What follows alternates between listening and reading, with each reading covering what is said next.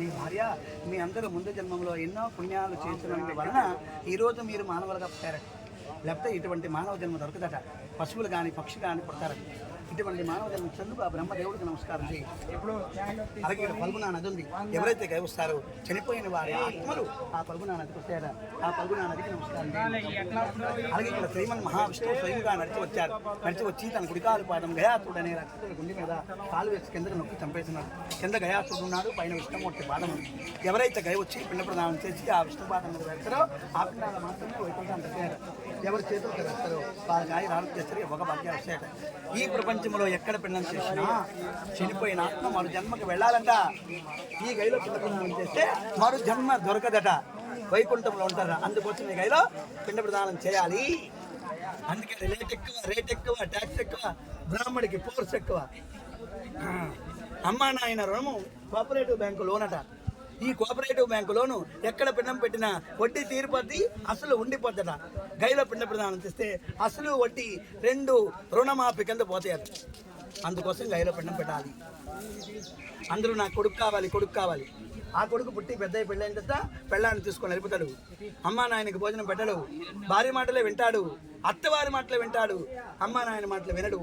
ఈ సత్యం నీకు తెలుసు, నాకు తెలుసు, ఈ లోకానికి తెలుసు. ఇది జగమెరిగిన సత్యం, నేను చెప్పనగలదు. అయినప్పటికీ ఈ పిచ్చి తండ్రి బ్రహ్మ సావదట. కొడుకే కావాలట, కొట్టిన కొడుకే కావాలట, తిట్టిన కొడుకే కావాలట, నడి బజార్లో పడిచిన కొడుకే కావాలట, అనాథాశ్రమంలో వదిలేసిన కొడుకే కావాలట. ఈ రోజు పెళ్ళైందంటే రేపు నుండి కొత్త దంపతుల దేవస్థానానికి వెళ్ళిపోయి స్వామి నాకు మొదటి సంతాన కొడుకు ఇచ్చేవా అని కొబ్బరికాయ మీద కొబ్బరికాయ కొడతాడట కొడుకు పుట్టాలని. కానీ ఆ కొడుకు పుట్టాలని ఈ తండ్రి ఎన్ని కొబ్బరికాయలు కొట్టాడో ఆ కొడుకు పుట్టి పెద్ద పెళ్ళైన తర్వాత వాడన్ని గుద్దులు గుద్దుతాడట. ఎందుకు రా నాయన నన్ను కన్నావు, కనమని నీకు చెప్పినానా? కన్నందుకు నాకేమైనా 10 ఎకరాల భూములు ఇచ్చినావా? నా పెళ్ళానికి వడ్డానం ఇచ్చినావా? ఇన్నోవా కారు ఇచ్చినావా? ఏమి ఇచ్చినావు నన్ను కనేస్తున్నావు అని అడుగుతాడట. అయినప్పటికీ ఈ తండ్రి బ్రహ్మ సావలేదట, కొడుకే కావాలని కోరుకున్నాడట. ఎందుకయ్యా? ఆ కొడుకులో ఉన్న మహత్యం ఏమిటంటే బతికినంతకాలం కూడు పెట్టినా కూడు పెట్టకపోయినా చనిపోయిన నాడు నా తండ్రి నన్ను కన్నాడని ఆగమేఘాల మీద వస్తాడట. బతుకున్నప్పుడు ఫోన్ చేస్తే నా భార్యకి బాగలేదు, నాకు సెలవు లేదు, నాకు పాస్పోర్ట్ లేదు, నాకు వీసా లేదు అంటాడు. చనిపోయినాడు ఫోన్ చేస్తే ఎవరు నాయన మీ నాన్న వెళ్ళిపోయినాడయ్యా అని ఒక్క మాట దేవుడిని పడితే మరి వాడు ఎంత మూర్ఖుడైనా తట్టుపడేటట. కట్టలు తెంచుకొని కట్ట బిడ్డలతో ఆగమేఘాల మీద వస్తాడట. వచ్చి అగ్ని దాన సంస్కారం కర్మకాండలు అతని కర్మలు నెలమాత్కాలు సంవత్సరీకం ఈ గైలో ఒక పిండం అనే ముద్ద పెడతాడని ప్రతి తండ్రి ఆశపడతాడట. ఏ పిచ్చి తండ్రి నా కొడుకు నాకు కూడు పెడతాడని కలలో కూడా ఆశపడ్డట. ఎందుకు? జగన్మోహన్ రెడ్డి 3000 పెన్షన్ ఇస్తున్నాడు తినమని. కాబట్టి ఏ పిచ్చి తండ్రి కూడా ఆ కొడుకు పెట్టే కొడుకు మీద ఆశపడ్డట. ఈ పని చేస్తున్నాడు కాబట్టి పుత్రుడై పుట్టిన వాడి గైలో పిండం పెట్టాలి. అప్పుడే ఆ తండ్రిని తెచ్చుకున్న వాడవుతాడు. అంతవరకు ఆ కొడుక్కి బ్యాంకులో లోన్ ఉందట. ఈ గై వచ్చిన తర్వాత ఆ లోను తీరుద్దట. ఎలా తీరుతుంది? నాకేం ఇంగ్లీష్ రాదు, నేనేం చదువుకోలేదు, మా నాయన ఈ ఇంగ్లీష్ నేర్పినాడు. కాకపోతే దానికి ఏమంటాడంటే 1 day 1 time single settlement of the bank loan at the Gaya pinddaan. ఈ విధంగా రుణం తీరుతుందని గయా శాస్త్రం చెప్తున్నమాట. కొడుకు అంటే దాని భావన ఏమిటి? పెళ్ళైన పెళ్ళాన్ని తీసుకొని వెళ్ళిపో అమ్మా నాయనకి వదిలేని అర్థమా? కాదు. కొడుకు అంటే మొదటి కో అంటే బ్రతికినంత కాలము తల్లిదండ్రులకి కంటికి రెప్పలా చూసుకోవాలట.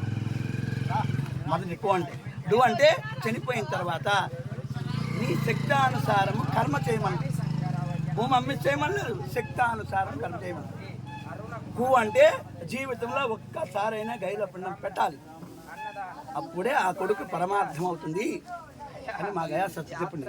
అయితే పిండమే కాదు, ఆ తల్లిదండ్రులు బతుకున్నప్పుడు కూడా 3 పూట్ల భోజనం పెట్టాలట. కొట్టకూడదట, తిట్టకూడదట. ఒకవేళ కొడుకు మంచి భోజనం పెడుతున్నాడు కానీ తండ్రే తిడుతున్నాడు, అప్పుడు ఈ కొడుకే భరించాలని. అది ఒక టీవీ పాడుతుంది, పాడుకొని అని వెళ్ళిపోవాలి. కానీ ఏ తండ్రితో పోట్లాడే హక్కు ఏ కొడుక్కి బ్రహ్మదేవుడు ఇవ్వలేదు. తండ్రి ఎన్ని తిళ్ళు తిడుతుంటే కొడుకు అన్ని పళ్ళు ఒలిసి పెట్టాలట. అత్త ఎన్ని తిళ్ళు తిడుతుంటే కోడలన్నీ ఎప్పుడు కూరలు అంటే పెట్టాలట. అటువంటి కొడుకు శ్రీరాముడు, అటువంటి కొడుకు పురుషోత్తముడు. ఆ కొడుకు ఈ గయ రావక్కలేదట. ఈ గయ విష్ణుమూర్తి ఆ కొడుకు దగ్గరికి వస్తారట. ఆ కొడుకు కాశీ రావక్కలేదట. కాశీ విశ్వనాథుడు కొడుకు దగ్గరికి వస్తాడు. ఫస్ట్ ఫుడ్ మస్ట్ పిండం. అయితే ఒక తండ్రికి ఒక కొడుకు కోపంలో ఒక దెబ్బ కొట్టాడట. కొడితే ఆ తండ్రి నా కొడుకే నాకు కొట్టినాడు, ఇంకా నేను ఎవరికి చెప్తాను, ఇది నా కర్మ అని మంచాడు పడిపోయినాడు. కొన్నాళ్ళు అయ్యేసరికి ఆ తండ్రి వెళ్ళిపోయినట్టు. వెళ్ళిపోయిన తర్వాత ఆ కొడుక్కి వాడి కొడుకు 3 గుద్దులు గుద్దినాడట. ఒకటి అసలు, ఒకటి వడ్డీ, ఒకటి చక్ర వడ్డీ. జాగ్రత్త. ఒక తండ్రి ఎందుకు వచ్చాను, భార్య అప్పుడు ఆ కొడుక్కి చెప్పింది అర్థమైందా? ఒక గుద్దు గుద్దితే 3 గుద్దులు పడాయట.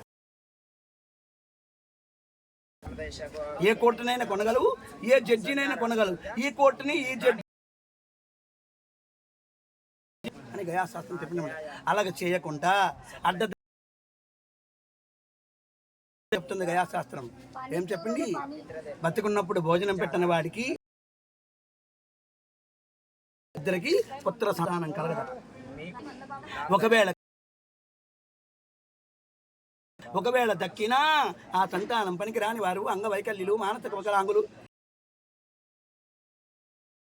అనుభవించిన వాళ్ళు అవ్వవచ్చని మా గయాశాస్త్రం 198వ పేజీలో స్పష్టంగా చెప్పిందన్నమాట. పెట్టుకొని వాడు నన్ను కన్నాడు, వాడికి నేను, అప్పుడే ఈ కొడుకు జీవితం సాపద్దని మా గయాశాస్త్రం చెప్పింది. అలాగే ఇక్కడ సీతమ్మ తల్లి వచ్చి దత్తరం